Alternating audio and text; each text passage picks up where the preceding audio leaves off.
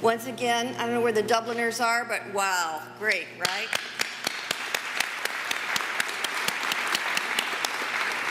Good evening, everyone, and welcome. I'm honored to host you here in our beautiful Halt Center, a cornerstone for arts and culture in our downtown.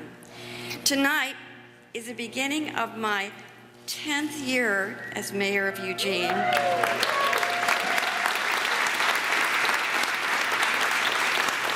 We've learned a lot, experienced a lot, and accomplished much together. I am proud of this city. We face the issues of the day squarely and do our best with them for all the right reasons. In many areas, we are national leaders. We are a very engaged, caring community with many strong and heartfelt opinions. We're always working on something, and we always have a lot of talent to invest and to draw on. I've learned that no task is too large or too small for us. If one solution doesn't work, we try again and find the answer. I learned that fear of failure does not keep us from trying. Criticism does not dissuade us from doing what we think is right. And no election or political pressure deters us from doing what we need to do. Whatever is happening at the federal or state level, we'll do our work here together. Everyone in this community has something to offer, and our council meetings are a place where all voices can be heard, where we learn from each other. Through the years, this opportunity has grown even more powerful. In the 9 years I've been mayor, we've never removed one person from the public forum of a Eugene Council meeting, and we've dealt with a lot of controversial and emotionally charged issues. Of course, Eugene isn't perfect, and we're often critical of ourselves. We can never do enough. If the United States cannot implement the human rights standards on a national level, well, we're going to do our utmost to implement them here. If the federal government won't act on climate change, well, we'll act here. If our national government is in fiscal disarray, we will shore up what we can here and plan for the future so our families can be healthy. We will do our best to be stewards of the nation's resources, people, planet, and economy, in keeping with our shared values. We learn from the past, deal with the present, and focus on the future. Downtown. An example of learning from the past, dealing with the present, and focusing on the future is downtown Eugene. As Parks McCants of Examiner.com wrote on December 30th, quote, "Despite a prevailing atmosphere of local pessimism bordering on resistance, Eugene's Broadway corridor has morphed into the place to be for local entertainment. Eugene's top story for 2013 is the redevelopment of the city's inner core. The rebirth of downtown has created hundreds of jobs and preserved hundreds more while adding quality of life to the region, and it will generate sales and service tax revenue for decades to come," unquote.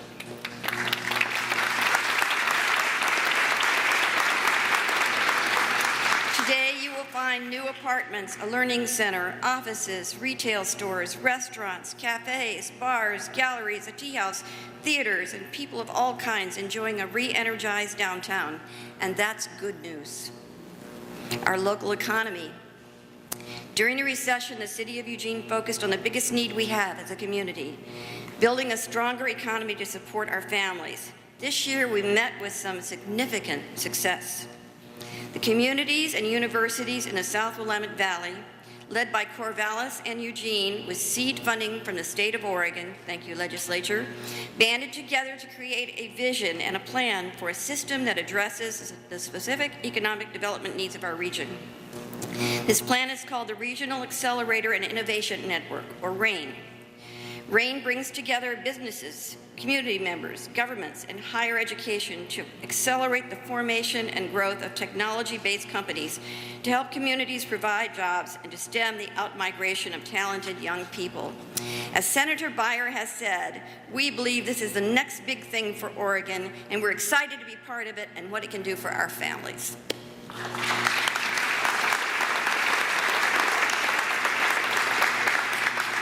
State passenger rail.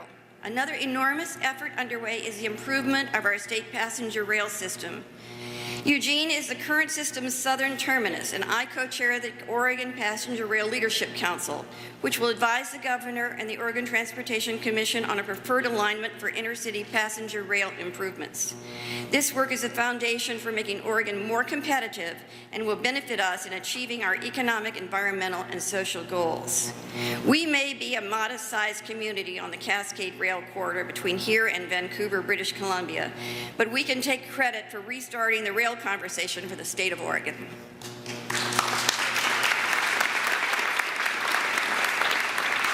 And it's not the first time we've taken that initiative. Let's take a moment now to remember another Eugene mayor, Ruth Bascom, who led the last statewide discussion of passenger rail.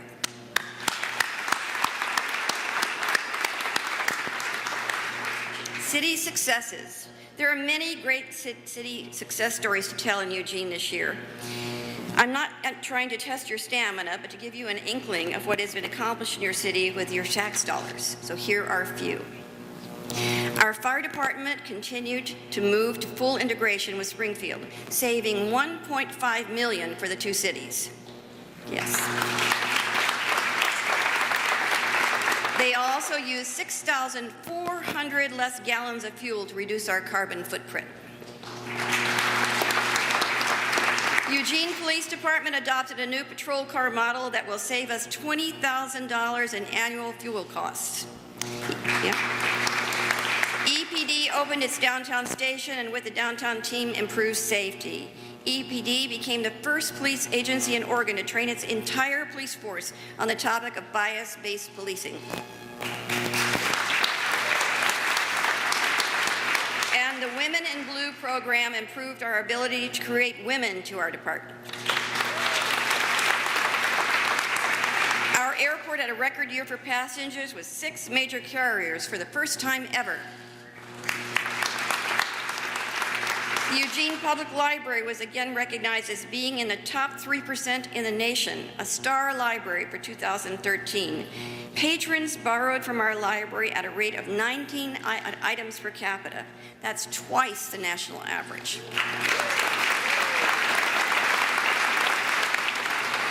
Recreation is focused on youth job building skills in leading activities and volunteering for programs, a growing participation list of 300. Amazon Pool drew over 47,000 patrons last summer. We have our new disc golf course at Alton Baker Park. The Hult Center celebrated its 30th birthday, part of the $47 million in annual impact by our art businesses. And Carm Hagedorn recently retired from running the Hult, but not before she did the impossible, expanding the women's restroom.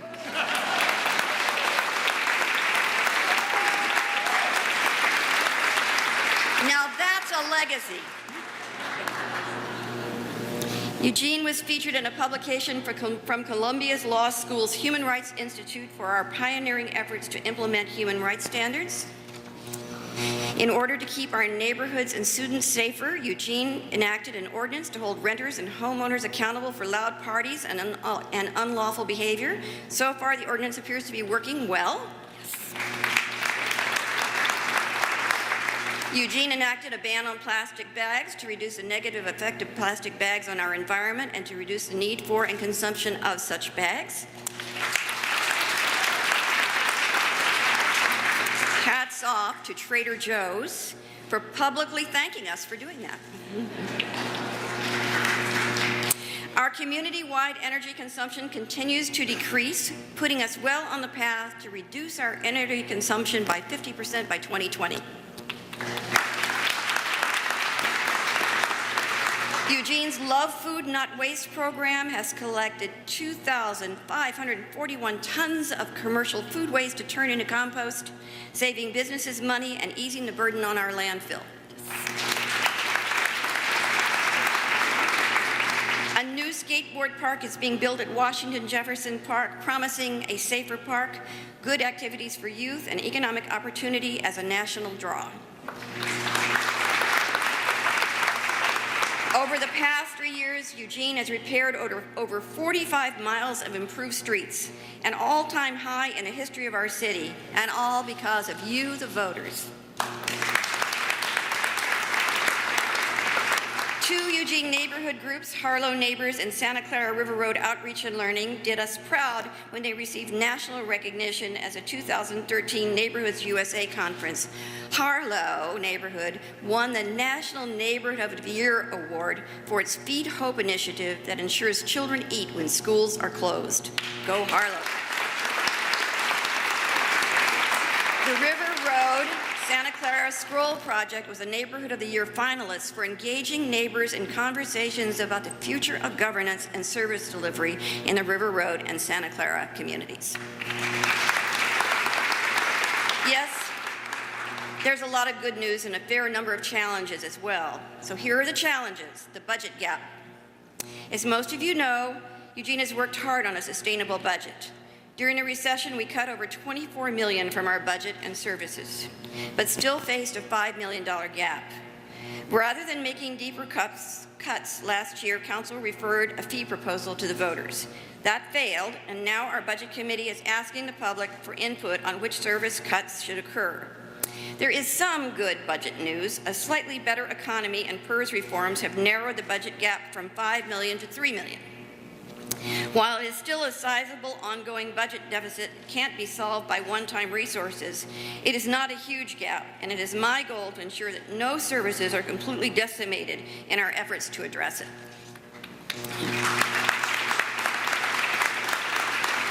Housing needs. Front and center all last year was shelter for the unhoused. We are experimenting, partnering on two new innovative pilot programs to provide some emergency shelter: Opportunity Village and the Rest Stop concept. Each of these programs depend on public oversight, donations, and the sweat equity of the participants. Best practice continues to be the rapid rehousing model. The goal of this model is to get everyone into some type of basic housing. The state of Utah has been implementing such a program, and I have been in touch with the mayor of Salt Lake City to learn more about this. I've also been contacted by an Oregon senator about the possibility of introducing a bill on this topic in Oregon, and I'm committed to looking at that seriously. It is far cheaper and more humane to house people than to relegate them to the streets.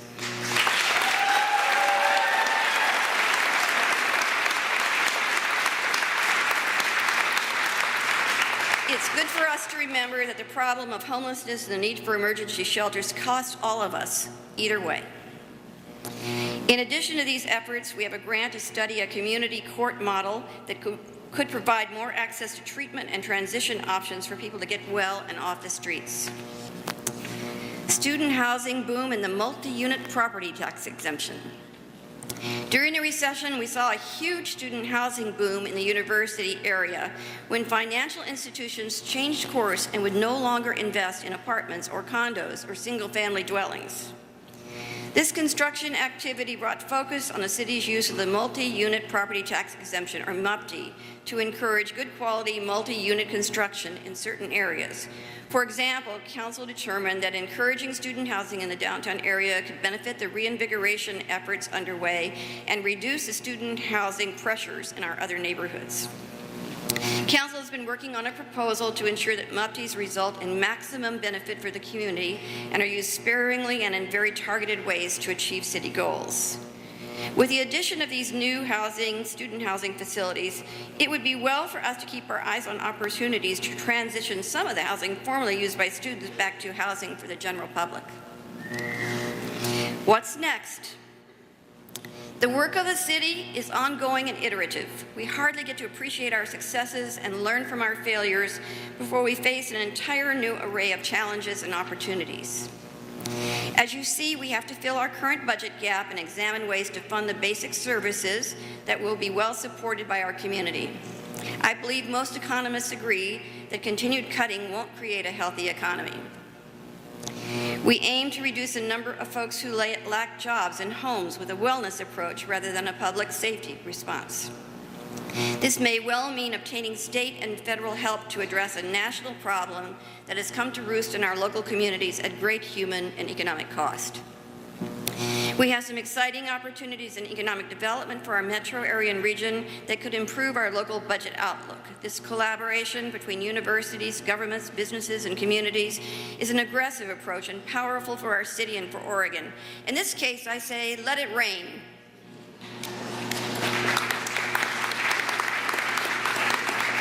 We will continue to support the new downtown Eugene and its safety needs as well as its opportunities. As we move forward to remake our City Hall and transform that entire block, we will do so in a way that builds on and supports downtown momentum and creates a place we can all take pride in.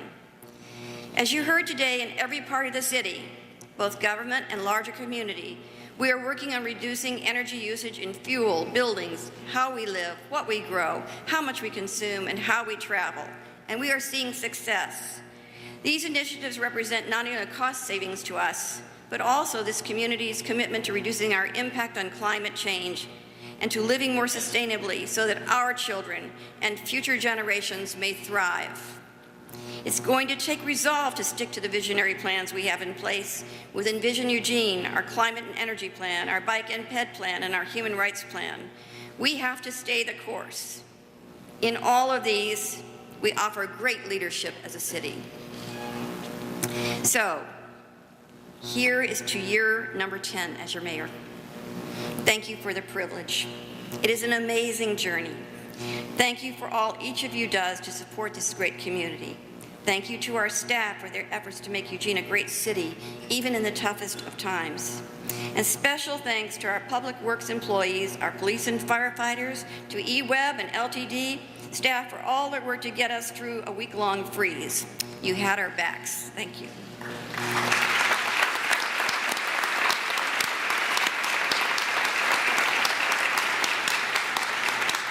Everyone, Happy New Year. And may 2014 be a bright and promising year for our city and for all of us. Thank you.